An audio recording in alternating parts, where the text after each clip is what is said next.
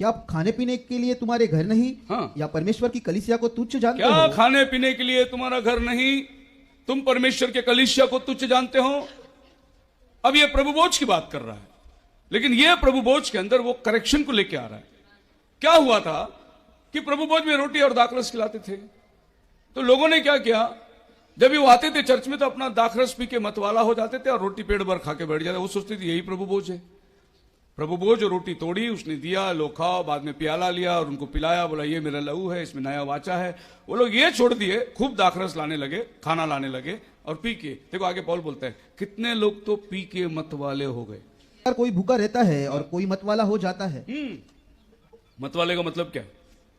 इधर हम आपको गिलास में एक सिप दाखरस पिलाते ना, लेकिन लोग घर से बोतल ही लाते थे, पूरा बोतल पी के मतवाले हो जाते थे। वही पौल बोल रहा है, बोले ऐसा प्रभु बोझ नहीं होता।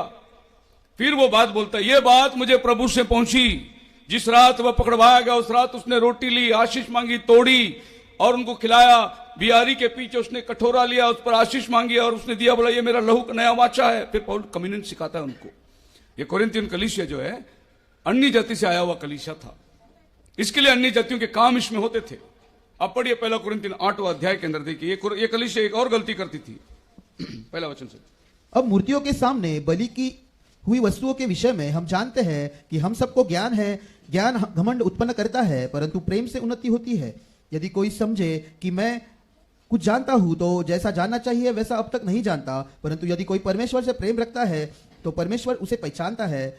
मूर्तियों के सामने बलि की हुई वस्तुओं के खाने के विषय में हम जानते हैं कि मूर्ति जगत में कोई वस्तु नहीं और एक को छोड़ और कोई परमेश्वर नहीं। हाँ, एक को छोड़ कोई परमेश्वर नहीं, तीन है, तीन है। ये पौलुस क्या बोलते, पागल है वो। एक को छोड़ कोई परमेश्वर नहीं, वही पौल का संदेश है। ये कलीसिया क्या करती थी, मूर्ति पूजा के सामने रखे हुए बलि भी खाती थी। पौल बोलता है ऐसा मत करो, मूर्ति जगत में कोई चीज नहीं है, एक ही परमेश्वर है, मूर्त के सामने किए हुए उपासना मत करना। यही पौल बोलता है, जो भी तुम खाओगे प्रेयर करके खाओ, सब शुद्ध हो जाता है, लेकिन मूर्ति के सामने रखा हुआ मत खाओ, ऐसा वो बोलता है। अब आप समझ सकते हैं कि इसके अंदर डिफरेंशिएट निकाल रहा हो। फिर यही कलीसिया को वो बोलता है, पढ़िए 11वां अध्याय का 14वां वचन, क्या स्वाभाविक रीति से भी तुम नहीं जानते कि यदि पुरुष लंबे बाल रखे तो उसके लिए अपमान है, परंतु यदि स्त्री लंबे बाल रखे तो उसके लिए शोभा है। ये कलीसिया का प्रॉब्लम ही था। ये सब ब्यूटी पार्लर जाते थे, हेयर स्टाइल ये चर्च में बहुत ज्यादा था। पॉल इनको करेक्शन करता है। ये सब चीज आपको इफिसियों की कलीसिया में नहीं मिलेगी, वो मैच्योर्ड कलीसिया थी। ये बच्चे थे, इनको पॉल सिखा रहा है, मूर्ति सिखा रहा है। फिर यही कलीसिया के अंदर शादी का लफड़ा आ गया। तो पौल बोलता है कि देखो, अगर शादी करके देते हो तो अच्छी बात है, ना करते हो तो और भी अच्छी बात है, तुम उसको दुख से बचाते हो। मतलब पौल बोलता है कि तुम प्रभु के आने के दिन तक ऐसी रहो। वहां कलीसिया के फिर वहां पर एक और प्रॉब्लम आ गया। आज का दिन बढ़ा क्या, कल का दिन बढ़ा, अमावस्या पूर्णिमा ये सब आ गया उधर। पौल बोलता है हर दिन सूरज एक ही जगह से उगता है, ना अमावस्या ना पूर्णिमा, ना कोई बड़ा ना कोई छोटा, प्रतिदिन एक जैसा है। फिर खाने के लफड़े आ गए, वो नहीं खाने का, ये नहीं खाने का, वो नहीं खाने, ये सब खाते थे। अगर हमारा पहला माँ बाप चाइनीज होते तो क्या होता, आदम और हवा चाइनीज होता तो, और सांप उधर आया, उनको बोला तुम फल खाओ, वो पहले सांप को पकड़ के काट काट के खा जाते, पाप होता ही नहीं था। अगर चाइनीज होते तो सांप जाता ही नहीं था उनके पास, वो तो कुत्ते को भी खा जाते पाट के। पुणे में एक ऐसा हादसा हुआ था, कोरिया के बच्चे लोग जो पढ़ने को आते ना, उनको कुत्ते का मटन चाहिए था, तो ये म्यूनसिपलिटी वाला जो कुत्ता पकड़ता ना, कुत्ता सप्लाई करता था। बाद में पता चला ये लोग कुत्ते करते, सब कोरिया वाले मटन बांटते। अब पता चला कि भाई कितने बिरयानी की दुकान में कुत्ते बिक रहे थे मालूम ही नहीं, और जितने बिरयानी खाने वाले बोले अरे हम कितने कुत्ते खा गए, हमें नहीं मालूम पड़ा। सो मसीह में मेरे प्रिय लोगों, कोरिन्थियों की चर्च जो है इतनी गिरी हुई चर्च थी कि इनको पौलुस एक एक बात सिखाया करता था, ऐसा नहीं करो, ऐसा नहीं करो, ऐसा नहीं। पर इफिसियों को अब देखो पौल क्या सिखाता है, 5 प्रकार की सेवकाई है। वो सीधे हायर डायमेंशन में उनको लेके गया। आज भी कलीसिया के अंदर ये हालात भी रहती है और ये भी हालात रहती है। ये दोनों हालात को साथ में लेके चलना है हमको। कोई लोग कोरिन्थियों की तरह नया नया विश्वास में आ गए होंगे, पर उनको भी वचन की समझ होना बहुत जरूरी है। सो पौल उनको खत लिखता है, और ये पौल लिखता है उसी पहला कोरिन्थियन 8 अध्याय के अंदर।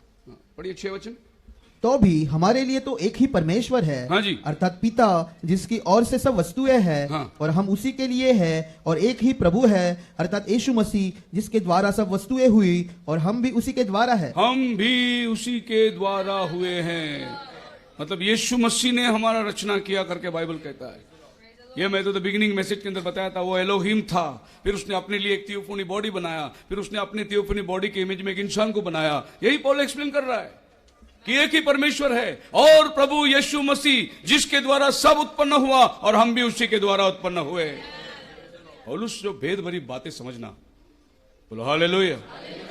एक आदमी टीवी में बैठा है, सवाल पूछो सवाल पूछो सवाल पूछो, जवाब दूंगे जवाब दूंगे। एक आदमी ने सवाल पूछा, पौलुस बोलता है मैं ऐसे आदमी को जानता हूं जो तीसरे आसमान पर गया, वो कौन है? जवाब देने वाला क्या जवाब दिया मालूम है? मैं भी उसको ढूंढ रहा हूं।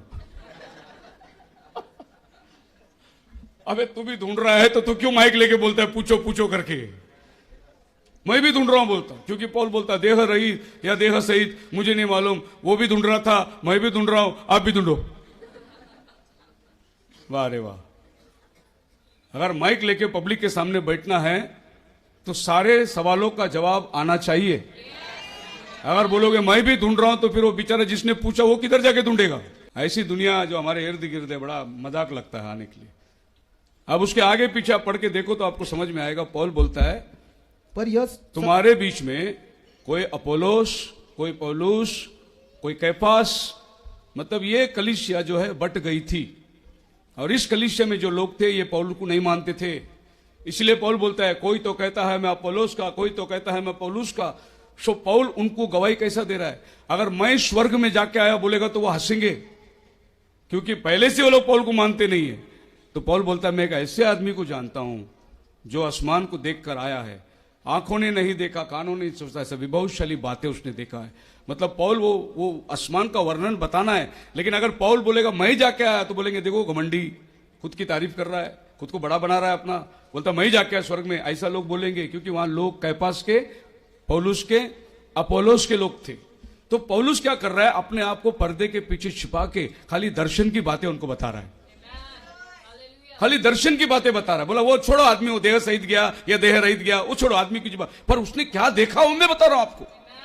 आप समझ में आ रही है?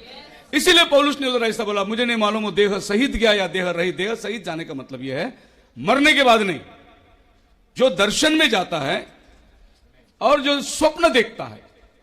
बाइबल कहता है और यूहन्ना को आवाज आई ऊपर आ, तो यूहन्ना देह सहित नहीं गया, उसका शरीर नीचे है, वो आत्मा में गया। आपकी बात समझ में आ रही है? पढ़िए प्रकाशित वाक्य पहला अध्याय 10 वचन। मैं प्रभु के दिन आत्मा में आ गया। क्या हुआ? प्रभु के दिन आत्मा में ही आदमी स्वर्ग में जाता है। बोलो हालेलुया।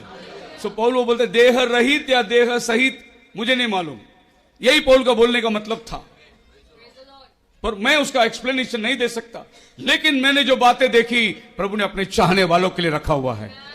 दूसरे शब्दों में कहे तो जो घर हमने बुकिंग किया वो पौलुस ने देख के आया। बहुत बढ़िया सोसाइटी है ऊपर, जिसका बनाने वाला परमेश्वर है। पौल बोलते हैं तुम्हारा घर देख के आया मैं, बहुत सुंदर है वो, हालेलुया। और इधर एक आदमी बोलता है मैं भी ढूंढ रहा हूं उसको। ढूंढते रहो, ये भी ढूंढते रहो, पिता पुत्र पवित्र आत्मा का नाम में बपतिस्मा कौन दिया, ये भी ढूंढते रहो, ये भी ढूंढते रहो। बाइबल में ट्रिनिटी वर्ड किधर है? ढूंढते रह जाओगे। कौन सा साबुन का एडवर्टाइज, दाग ढूंढते रह जाओगे तुम लोग। और ये ट्रिनिटी वाले ढूंढते रह जाएंगे, इनको ट्रिनिटी वर्ड ही नहीं मिलेगा बाइबल के अंदर। सारा बाइबल एक खुदा की तरफ में आपको दर्शाता है, वो प्रभु यीशु मसीह है। हालेलुया।